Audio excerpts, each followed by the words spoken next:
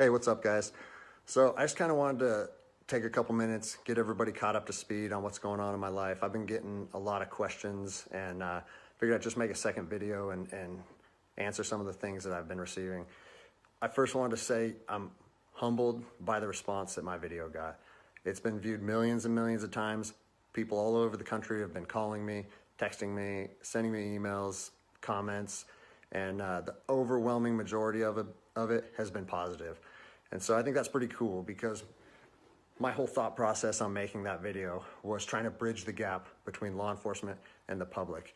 And I've seen both sides with open arms willing to embrace that. And I think that's a step in the right direction. So that's pretty cool. One thing that I've seen come up over and over in the comments, and I've been in emails sent to me, is, are you going to get in trouble? What happened to you? Or is there any discipline any discipline taking place? And so I figured I'd take a chance and give you a little synopsis of the last 3 days of my life after posting that video. So I posted the video on Tuesday, was it May 5th? And it took it took a day or two before it really started getting a lot of traction. But the next morning when I woke up on the 6th, I think it was only at a few thousand views. And I had received a message from my command saying, wow, Greg, what a powerful message. We agree with that 100%, well done. And that was actually a relief for me, because I was like, great, I know that it's risky putting something out like that, but I felt like it was so grounded in integrity and liberty that no one would have an issue with it. So that was a relief. And then fast forward 3 hours later, I get another phone call from my command, and it said, hey Greg, the video's up to 400,000 views.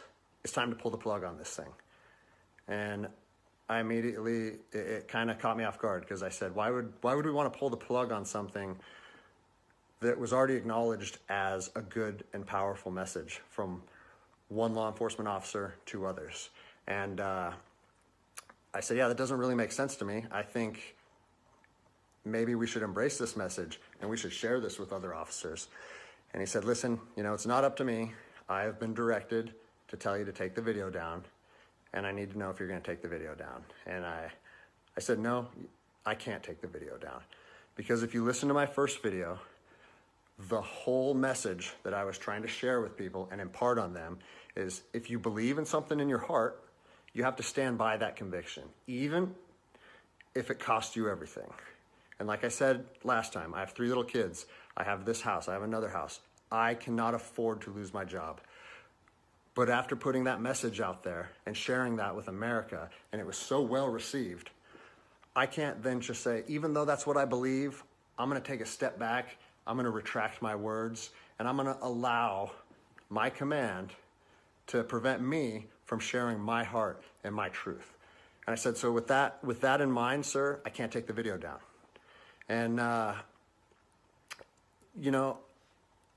didn't know where this was going to go. And I immediately started thinking about, what are they going to try and gig me on? What did I do wrong? What policy did I violate? And I got called back a couple hours later. And by this time, it was skyrocketing. Everyone in the agency was seeing it. Cops from when I was an officer down in Los Angeles, they were contacting me. I got a call and it said, listen, the video needs to be taken down right now, and you need to accept a letter of reprimand, or we're going to take a very different approach to this if you say no again.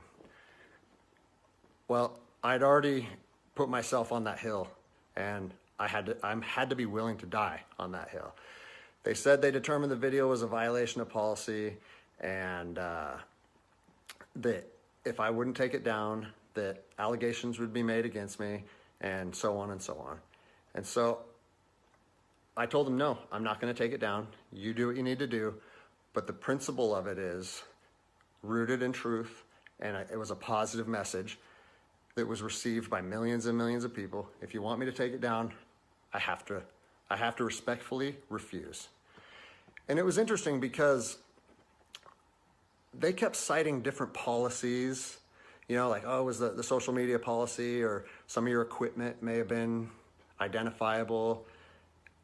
And that kind of seemed like a moot point to me. And it was strange, because Why was the message okay at 5 a.m. and then 3 hours later, there was a problem with it? And so I was later contacted by the chief of police. He's someone that I have great respect for. He's a good man to work for. And he's the one that shot me straight. And he said, Greg, if you openly defy your governor, you can't be a police officer in the state of Washington. And I told him, I said, you know what, I can respect that. And if I were in your office, I would shake your hand, respectfully disagree, and say, maybe I'm not meant to be a police officer in the state of Washington then. And here's my thoughts on that, okay? You have to do your research. You have to figure out what your true north is, what your truth is, and where you stand on issues. For me personally, I believe that the Constitution supersedes all other documents, all other laws. There's case law supporting that. If you look at Marbury versus Madison, 1803, it says any future laws created that are repugnant, meaning in conflict with the Constitution, are null and void. So when I look at how I feel comfortable enforcing the law, and I see people exercising constitutional rights, it doesn't matter if there's different executive orders, requests from mayors, requests from governors. To me, the Constitution supersedes that, and I'm going to stand with the people. Well, unfortunately, higher up in all agencies, there's a political game being played, and now I am on a administrative leave status pending termination. I was told by both the agency and the union that I was asked to take it down, and I refused.